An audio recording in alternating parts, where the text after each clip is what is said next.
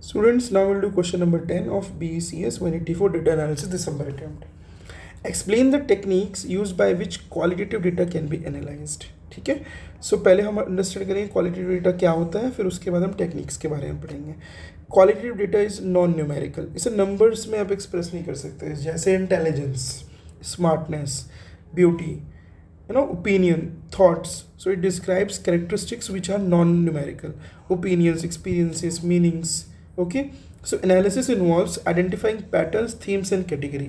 अगर नंबर से नहीं है तो हमें उसमें कैटेगरीज में क्या करना पड़ेगा, हमें पैटर्न्स आइडेंटिफाई करने पड़ेंगे, थीम्स आइडेंटिफाई करने पड़ेंगे, है ना. क्वालिटेटिव एनालिसिस के लिए हमें क्वालिटेटिव डेटा को समझना पड़ेगा. ठीक है, पहला content analysis systematically categorizes and counts the frequency of themes, words और concepts in a textual data.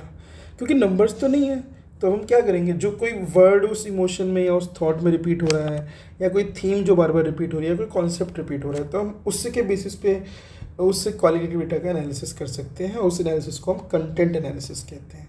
ठीक है, क्या steps होते हैं, पहले define करेंगे category, we'll code the data, then we'll count the occurrences, then we'll interpret the pattern. ठीक है, नेक्स्ट होता है thematic analysis.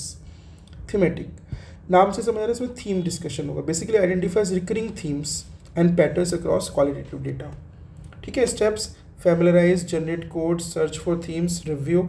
It's similar to the content analysis also, but वहाँ पे हम वर्ड्स की बात कर रहे थे, हम यहाँ पे थीम्स की बात करें. Grounded theory. The theory is developed inductively from data. Patterns and concepts they emerge from systematic comparison rather than testing a pre-existing theory. Used in sociology and organizational research. इसमें क्या होगा कि हम एक पैटर्न्स हम स्टडी करेंगे, उससे जो पैटर्न और कॉन्सेप्ट डेवलप होंगे, है ना, उसके बेसिस पे हम उसका एनालिसिस करेंगे, ना कि प्री कंसीव्ड नोशन.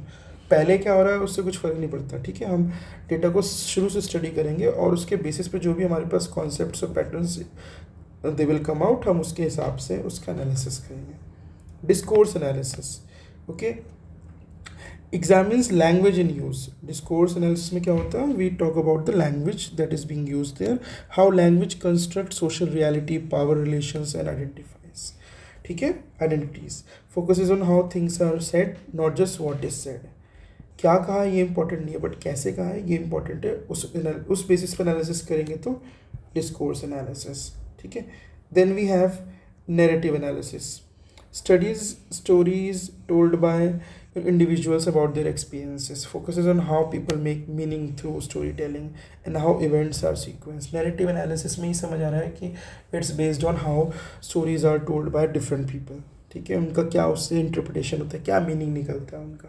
ठीक है, then we have ethnographic analysis based on prolonged observation and participation in a social group. prolonged मतलब काफ़ी दिन तक, like for a longer period of time. The researcher describes cultural practices and meaningful from an insiders perspective. Basically अगर उसको analyse करना है तो social group में जाके रहने लग जाता है, वहाँ लोगों से पूछता नहीं, वो खुद ऑब्जर्व करता है वहाँ पे क्या चीज़ें चल रही हैं और फिर उसका एनालिसिस करता है.